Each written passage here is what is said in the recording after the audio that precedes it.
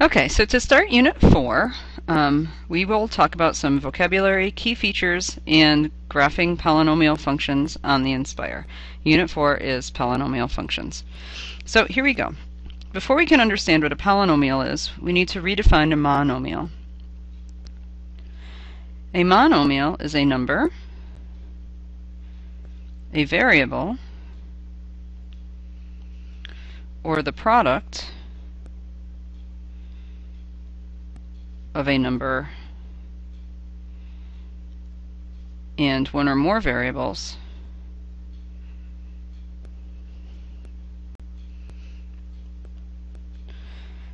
with whole number exponents, and that's the key. We do not have a monomial if our exponent is not a whole number. So let's give some examples. Examples of things that are monomials: a number, like 5, a variable, like x, product of a number with one or more variables, so we could have 7x squared y to the 5th. That's a monomial. We could have something like the square root of 3, p to the 9th, q to the 4th. Those are all monomials. Something that's not a monomial would be x to the negative 2. That is not a monomial because the exponent is not a whole number, it's an integer. A whole number is 0, 1, 2, 3, the counting numbers with the number 0 included. So once you remember what a monomial is, we can define a polynomial more simply. A polynomial is a monomial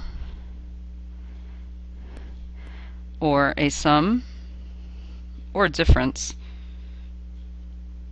since subtracting is adding a negative, of monomials.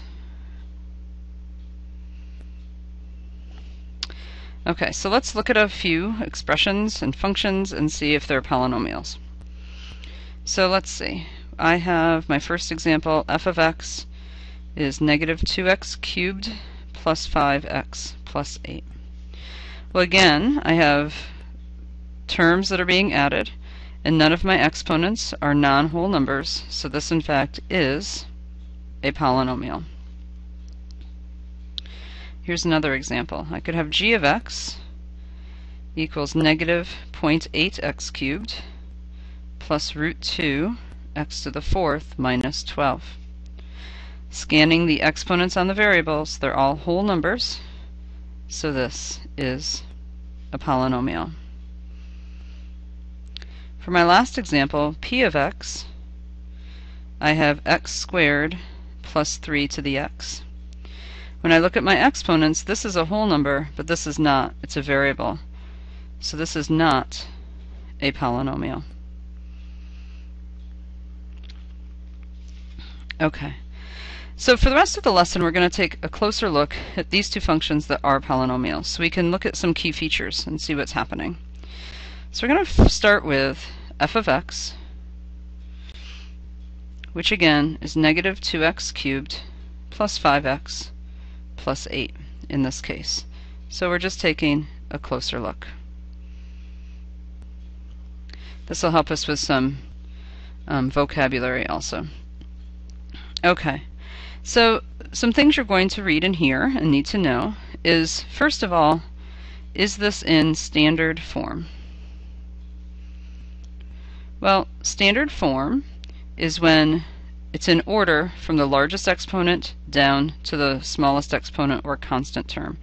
This in fact is in standard form. My largest exponent is 3, my next largest exponent is 1, and then I end with a constant term.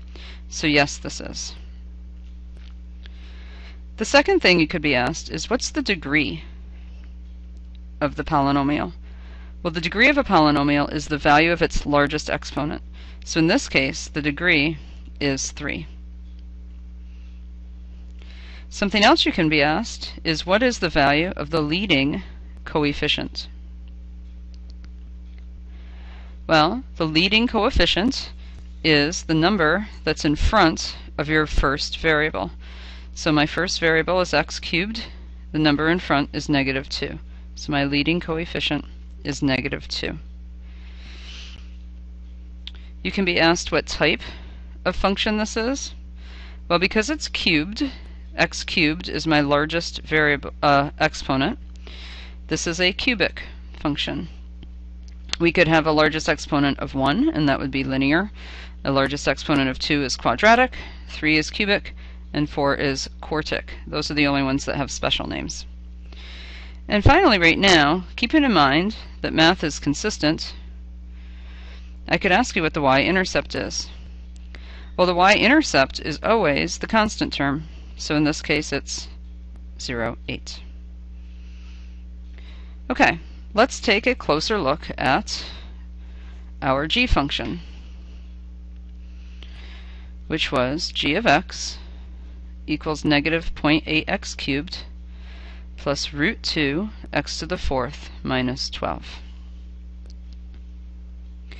So again, the first thing we want to think about is it in standard form? Does it go from highest valued exponent down to lowest? And here it doesn't, so we need to rearrange. We always want our polynomials in standard form. So I'm going to rewrite this as root 2 x to the 4th minus 0.8x cubed minus 12. And it is a function, so it needs its name equals g of x. I just put it at the right side instead of the left. The degree of this function is the value of the largest exponent, so that would be 4. Its leading coefficient, the number attached to that variable with the largest exponent, is root 2. The type, because it's a degree 4, it's quartic. And its y-intercept is 0, negative 12. So those are key features you need to be able to know when you look at a polynomial function. First of all, is it a polynomial? Put it in standard form, know its degree, its leading coefficient, its type, and its y-intercept. Okay, so moving on, there are other key features we need to talk about. So another key feature we need to talk about with polynomial functions is what we call end behavior. An end behavior is really what it sounds like. It's what the graph looks like at its ends. Now truly, graphs don't end, usually. We put arrows at the end. So we're wondering if it starts up and ends up, starts down, ends up, starts up, ends down, and things like that. So we know some of the end behaviors already. So let's just, so that you understand what I mean by end behavior, start with a real basic function that we know, which is our parent parabola. Y equals x squared. It's quadratic.